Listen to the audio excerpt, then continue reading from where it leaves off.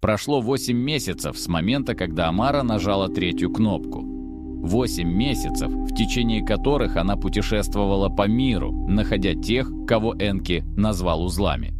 Их было 77 тысяч, разбросаны по всем континентам среди всех народов. Люди, в чьей ДНК спала особая последовательность. Не просто код разума, а код связи. Они были живой нейронной сетью, способной объединить человечество в единое сознание. Но не принудительно, не как улей. Энки был гениален. Он создал добровольную связь. Каждый узел мог выбрать, присоединиться или остаться собой. Амара стояла на крыше небоскреба в Токио, глядя на ночной город.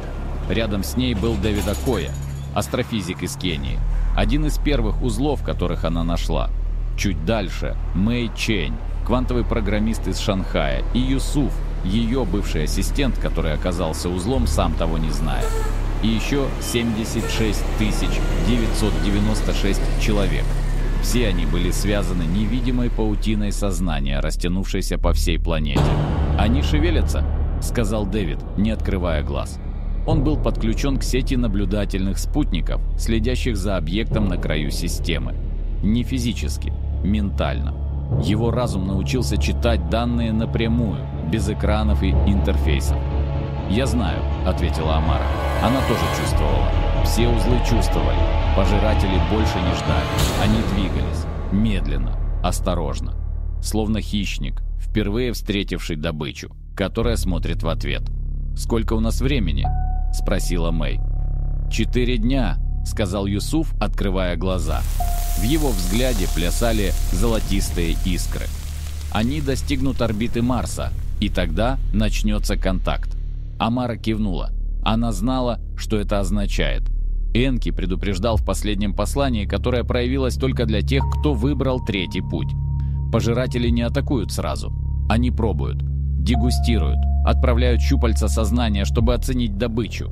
Именно в этот момент вы должны быть готовы, не сопротивляться, не атаковать, показать им, кто вы есть, показать парадокс. «Мы готовы?» – спросил Дэвид. Амара посмотрела на звезды. Где-то там, за пределами видимости, скрывалось нечто древнее и голодное. Нечто, что пожирало цивилизации миллионы лет. «Нет», — честно сказала она. «Но готовности не будет никогда, поэтому мы просто сделаем то, что должны». Она протянула руки. Дэвид взял одну, Мэй — другую. Юсуф замкнул круг. 4 узлов, 4 точки входа, и через них 77 тысяч сознаний, готовых стать единым. «Начинаем подготовку», — сказала Амара. «Предупредите всех. Через 4 дня человечество либо станет первой цивилизацией, победившей пожирателей». Она не закончила фразу. Не нужно было. Все знали альтернативу. Либо станет последней трапезой. День Икс наступил беззвучно. Солнце всходило над землей, как обычно. Люди просыпались. Шли на работу, не зная, что на орбите Марса замерла субстанция размером с Луну.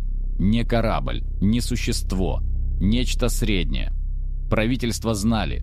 Паниковали за закрытыми дверями, а ООН созывала экстренные заседания. Военные готовили бессмысленное оружие, а 77 тысяч узлов просто ждали.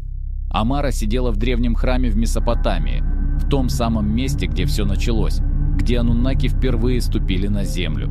«Символично», — подумала она. Круг замыкается здесь. В ее голове был шум. Не громкий, но постоянный. Голоса тысяч узлов, каждый со своими мыслями, страхами и надеждами. Сеть пульсировала жизнью. И вдруг тишина. Абсолютная. Пугающая. Амара подняла глаза. Небо над храмом потемнело, хотя было раннее утро. Это были не облака, не затмения. Само пространство скручивалось, образуя воронку. Контакт начался. Голос проник в ее разум. Не через уши, через саму ткань сознания. Он был древним, многослойным, состоящим из тысяч голосов. Мужских и женских, молодых и старых, человеческих и нечеловеческих. «Мы пришли» — 3 слова. И Амара почувствовала тяжесть Вселенной, давящую на ее разум. Они говорили не языком. Они говорили концепциями, вдавливая смысл прямо в сознание. Она попыталась ответить, но ее горло сжалось. Страх сковал тело. «Нет», — подумала она, — «не так. Мы не животные. Мы больше. Она закрыла глаза и нырнула в сеть. 77 тысяч сознаний откликнулись мгновенно. Дэвид в Найроби, Мэй в Шанхае, Юсуф в Багдаде, Мария в Буэнос-Айресе, Джон в Нью-Йорке, Хироси в Токио. Тысячи имен, тысячи жизней, сливающихся в одну волну. И Амара заговорила их голосами. Мы здесь. Просто. Спокойно. Без страха. Пожиратели дрогнули. Амара почувствовала это. Мгновение замешательства в их коллективном разуме. Вы знаете нас? Мы знаем, кто вы. Мы знаем, что вы делаете. И мы не боимся. Это была ложь. Они боялись. Каждый узел дрожал от ужаса. Но вместе, связанные единой волей, они могли притворяться храбрыми. Пожиратели замолчали. Потом последовал вопрос. Интересно, обычно они кричат, молят, пытаются сражаться. Вы нет. Почему? Амара ощутила, как Мэй добавляет свои мысли. Потом Дэвид. Потом десятки других узлов. Каждый вносил оттенок в общий ответ. Потому что мы не то, чем кажемся. Мы эксперимент. Мы парадокс. Мы вопрос, на который вы не знаете ответа. Тишина. Долгая, напряженная. А потом пожиратели засмеялись. Это был ужасный звук. Смех без радости. Смех насмешки. Вы думаете, Энки первый, кто пытался создать оружие против нас? Сколько цивилизаций пробовали? Генетические бомбы, ментальные вирусы, сознательные парадоксы. Мы пожрали их всех. Вы не особенные. Вы просто еще одна попытка. Амара почувствовала, как уверенность узлов дрогнула. Страх просачивался сквозь связи. Но тут вмешался голос, которого она не ожидала. Детский голос. Айша, 10-летняя девочка из Каира. Но вы все еще здесь. Вы говорите с нами. Если мы просто еда, почему вы еще не начали пожирать? Тишина. На этот раз неуверенная. Что? Айша продолжала. Ее детская логика звучала сильнее страха. Вы сказали, что мы не особенные, но вы ждете, наблюдаете, разговариваете. Значит, что-то в нас вас останавливает. Значит, мы все же особенные. И Амара поняла гениальность Энки. Он не создал оружие, способное убить пожирателей. Он создал загадку, которую они не смогут проигнорировать. Пожиратели питались не просто сознанием, они питались знанием, информацией, новизной. И человечество, противоречивое, парадоксальное, идущее по третьему пути, стало тем, чего они никогда прежде не встречали. Тем, что они захотели понять, прежде чем поглотить. «Хорошо», — сказали пожиратели. «Покажите нам. Докажите, что вы достойны внимания. Откройте свой разум». Амара поняла, что это значит. Они собирались проникнуть в сознание сети, пробовать его, изучать. И если найдут что-то обычное, знакомое, уничтожат сразу. «Мы откроемся», — ответила сеть. «Но не как жертва, как равный. Мы покажем, кто мы. А вы покажете, кто вы. Безумие. Чистое безумие требовать взаимности от существ, которые пожирали галактики». Но пожиратели согласились. Интересное предложение. Принято. И началось слияние. Амара почувствовала, как щупальце чужого разума входит в сеть. Холодное, древнее, любопытное. Оно скользило по связям между узлами, изучало, анализировало. И в ответ сеть проникла в них. То, что увидела Амара, невозможно было описать. Пожиратели не были злыми и не были голодными, не по-человечески. Они были пустыми, существами из мертвой вселенной, из края реальности, где не было ничего, кроме вакуума и холода. Они научились выживать единственным способом, потребляя разум, сознание, теплые вспышки мысли, которые существовали в живых мирах. Когда их вселенная умерла окончательно, они прорвались в другую, нашу, и продолжили пир. Но они не убивали из ненависти. Они убивали потому, что не знали другого пути. Они были мертвы изнутри, а человечество было живым. До абсурда живым, полным противоречий, любви и ненависти, логики и безумия, надежды и отчаяния. Пожиратели попробовали этот коктейль и задохнулись. Не физически, ментально. Человеческое сознание оказалось слишком хаотичным, слишком непредсказуемым. Они пытались его переварить, понять, классифицировать и не могли. Каждый узел был уникален. Каждый добавлял свой оттенок в общую волну. И вместе они создавали нечто, что не укладывалось ни в одну категорию пожирателей. Что? Что вы такое? В их голосе впервые появилась растерянность. «Мы люди», — ответила сеть. «Мы созданные и создатели. Мы рабы и боги. Мы противоречие, которое работает». Пожиратели отшатнулись. Их ментальное щупальце дернулось назад, словно обожженное. «Невозможно! Это нарушает законы. Сознание не может существовать в таком состоянии. Это парадокс». «Да», — сказала сеть. И Амара почувствовала волну тихого, почти веселого согласия. «Мы парадокс. И мы прекрасны в своей невозможности». Тишина. Потом. «Мы не можем вас потребить». Признание.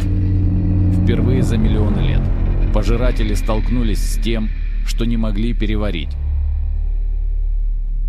Мир затаил дыхание. Правительства замерли у экранов. Военные держали пальцы на бесполезных кнопках. Миллиарды людей, не подключенных к сети, чувствовали, что что-то происходит, что-то меняется. В храме Амара открыла глаза. Слезы текли по ее щекам, но она не знала, почему. От облегчения или от того, что увидела внутри пожирателей. «Что теперь?» – спросили пожиратели. Вопрос завис между мирами. Они не могли поглотить человечество. Но и уйти просто так означало признать поражение. А пожиратели не знали, что такое отступление. Амара почувствовала, как сеть начинает совещаться. Тысячи голосов предлагали варианты. Атаковать бессмысленно. Попросить их уйти не сработает. Тогда что? И вдруг появилась идея. Безумная, невероятная. От Дэвида, который всегда думал иначе. «Вы голодны», — сказала сеть. «Мы понимаем это.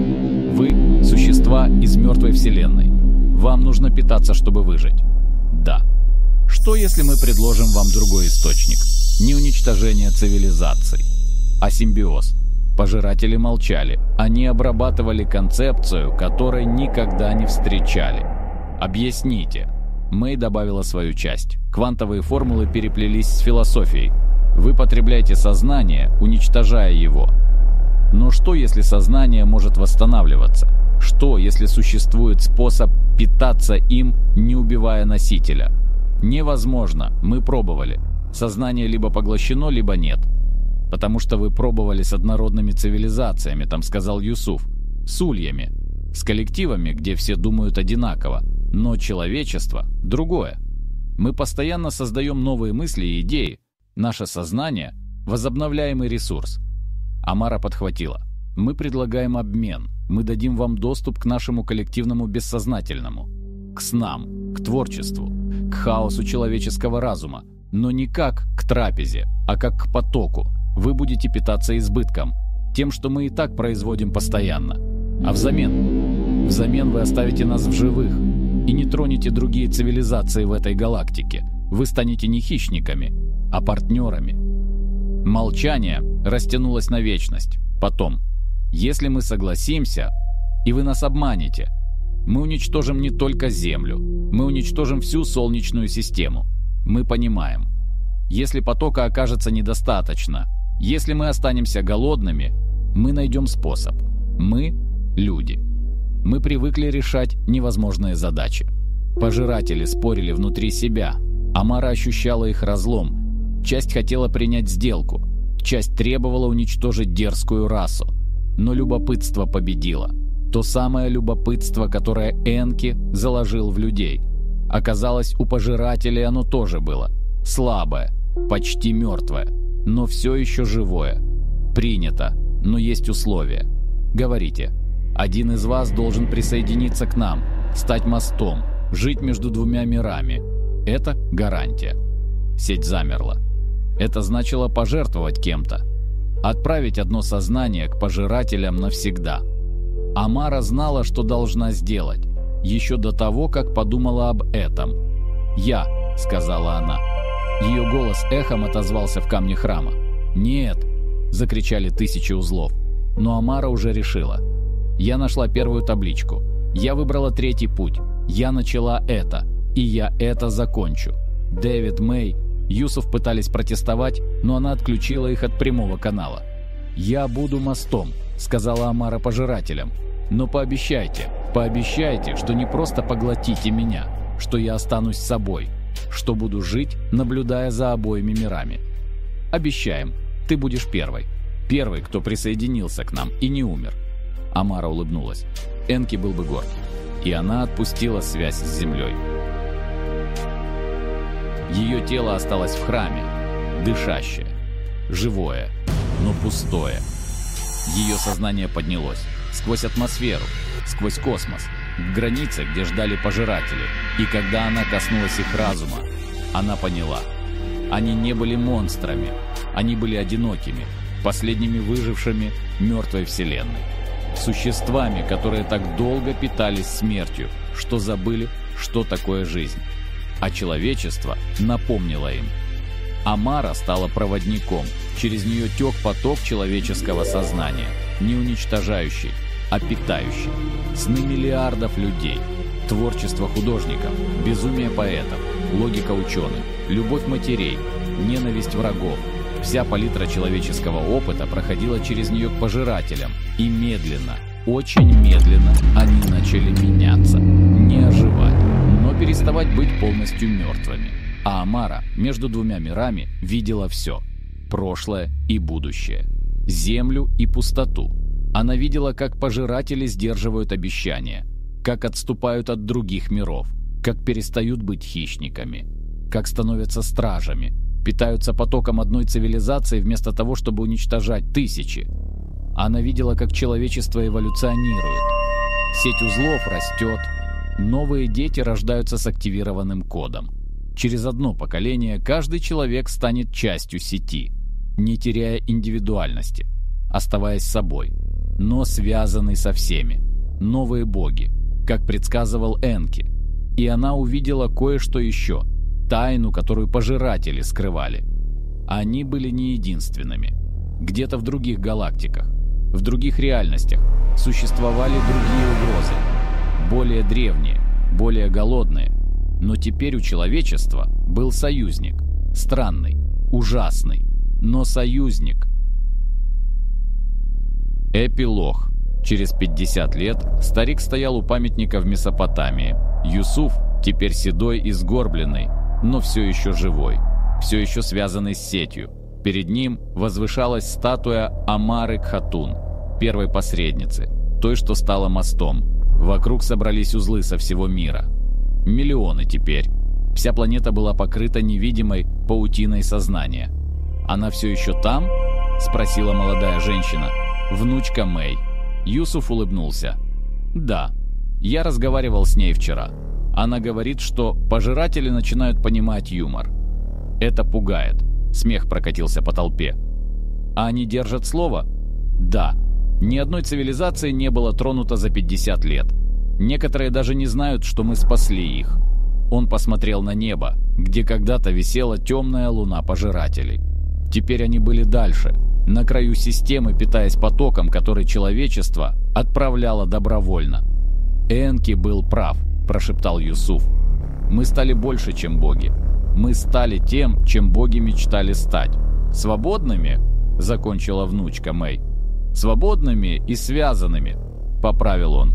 «Парадокс, который работает». В его голове раздался знакомый голос. Амара из-за бездны. «Юсуф, передай всем. Пожиратели обнаружили сигнал. Другая угроза приближается. Через 20 лет». Юсуф вздохнул. «И что они хотят делать?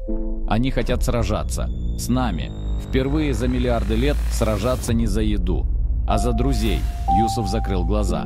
50 лет мира. И снова война. Но на этот раз не одни. «Тогда мы готовимся», — сказал он вслух. Толпа узлов откликнулась единым голосом. «Мы готовы».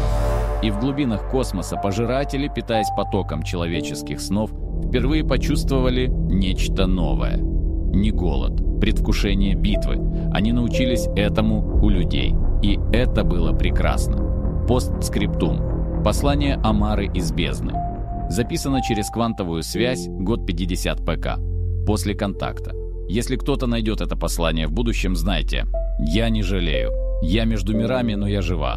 Я вижу больше, чем видел любой человек. Я разговариваю с мертвыми богами из мертвой вселенной и учу их жить. Они не злые, просто отчаявшиеся. И мы показали им, что отчаяние можно преодолеть. Энки оставил нам выбор.